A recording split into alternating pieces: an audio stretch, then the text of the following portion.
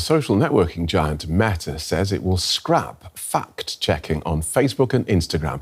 This was originally put in place to stop the spread of misinformation, but CEO Mark Zuckerberg says most content moderation will now be done by users, adopting a community-based model similar to that used by X.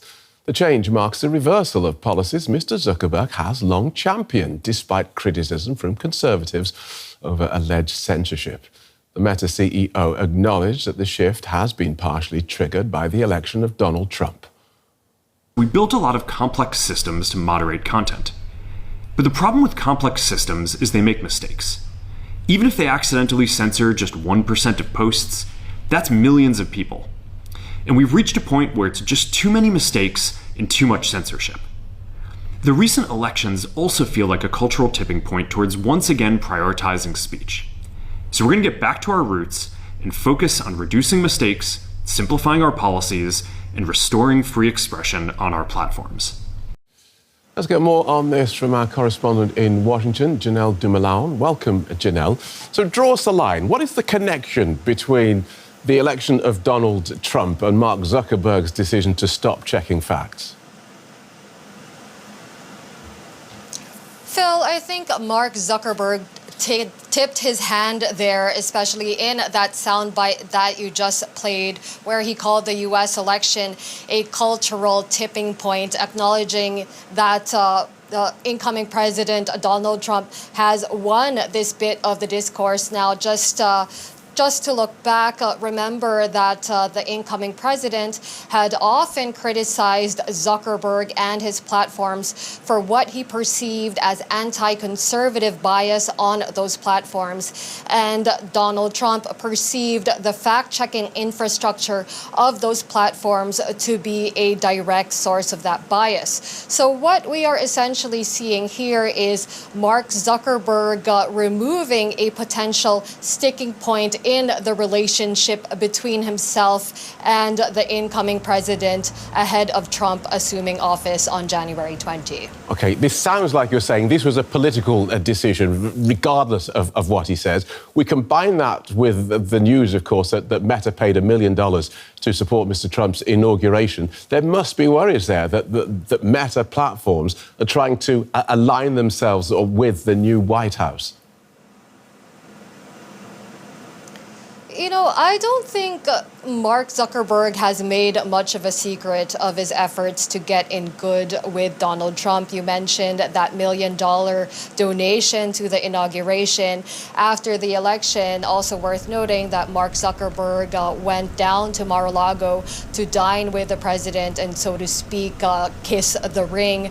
It's also been evident in the personnel decisions that Mark Zuckerberg has been making. He, for example, has appointed the prominent Republican Joel Kaplan as the Chief Global Affairs Officer at Meta. Now, Joel Kaplan actually also appeared on Fox and Friends. That's a show that Donald Trump closely watches in order to explain these policy changes at Meta. There is also Dana White, known as a key Trump ally and the president of the Ultimate Fighting Championship, or UFC. He has also been recently appointed to the board. So perhaps more than worries about about Meta aligning itself to the incoming leadership of the United States, I think what we're in fact seeing is evidence that that is indeed what is happening. So how will this new community notes model work? Well, I think here we can see that Mark Zuckerberg has been inspired by Elon Musk. Now, Elon Musk, of course, is the owner of X/Twitter and himself a key Trump surrogate. So Elon Musk has also been relying on community notes instead of fact checkers. So basically relying on the user community to flag posts that may be potentially misleading. So Zuckerberg is doing away with this fact-checking apparatus and doing the same as Musk, relying on that instead.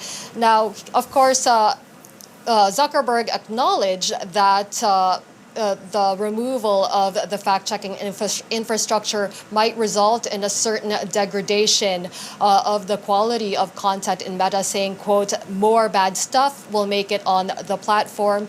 But he considers that a worthy trade-off in favor of free speech, much in the same way Elon Musk has said that it does. OK, thanks for that, Janelle. Janelle Dumalaon in Washington. Well, let's look at this change with Joan Donovan, who's an expert on misinformation. She also happens to be assistant professor of journalism at Boston University. In the past, she's accused Harvard University of firing her under pressure from Meta. Welcome to DW. What did you make of Mark Zuckerberg's decision? I wasn't surprised at all that they're rolling back fact-checking.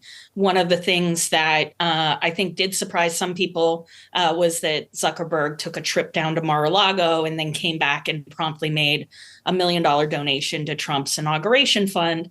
And now what we're seeing is the rolling back of policies that were specifically instituted to deal with the political suppression that Trump was having on the U.S. public by lying to them at scale using Meta products, as well as Twitter and YouTube and other social media platforms. OK, so if this is not about restoring free speech, what do you think it is about?